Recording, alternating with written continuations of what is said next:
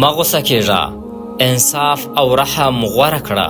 یوه ورځ د اسلام د عادل خلیفه عمر بن عبدالعزیز رحمه الله کوچنی زوی له خپلو همزولو ماشومانو سره په لوبو بوخت و. د لوبو په وخت کې یو ماشوم د هغه سر زخمی کړ او وینه ترې روانه سوه. خلکو هغه ماشوم ونیوه او د خلیفه حضور ته یې راوسته. کله چې عمر بن عبدالعزیز رحمه الله د خلکو شور او د ماشوم ژړا واورېده، بهر راووت. له ماشوم سره یې مور هم ولاړه وه. هغې په ژړغوني غږ وویل: ای امیرالمؤمنینه، دا یو یتیم ماشوم دی. عمر رحمه الله په نرمۍ ورته وفرمیل: آرامه اوسه، مه ورخطا کیږه. بیا یې پوښتنه وکړه: آیا د دولت له لوري دا ماشوم ته د یتیمانو میاشتنی حق ورکول کیږي؟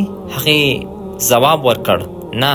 نو عمر رحمه الله خپلو کارکوونکو ته امر وکړ دا ماشوم د یتیمانو په لیست کې شامل کړي څو میاشتنی حق ورته وټاکل شي.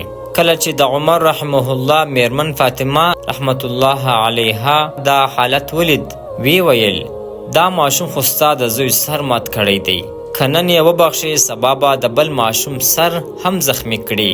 عمر بن عبدالعزیز رحمه الله وفرمیل: الله دې تا ته هدایت وکړي.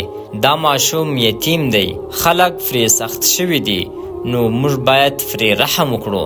سبحان الله. د عمر بن عبدالعزیز رحمه الله د صبر، زغم، انصاف او لوړو اخلاقو دا څومره ښکلی مثال دی.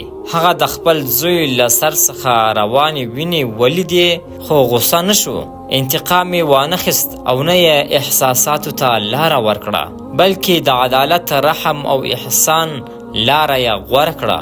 همدا هغه اخلاق دي چې الله تعالی یې ستاینه کړې ده: والکاظمین الغیظ والعافین عن الناس والله یحب المحسنین.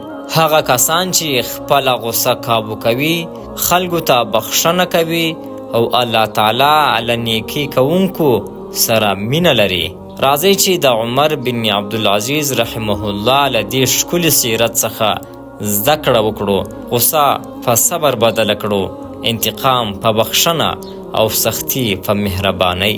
د داسې نورو جالبو زړه راښکوونکو او زړه ته سکون ورکوونکو ویډیوګانو لپاره زموږ چینل د سره سبسکرایب کړئ.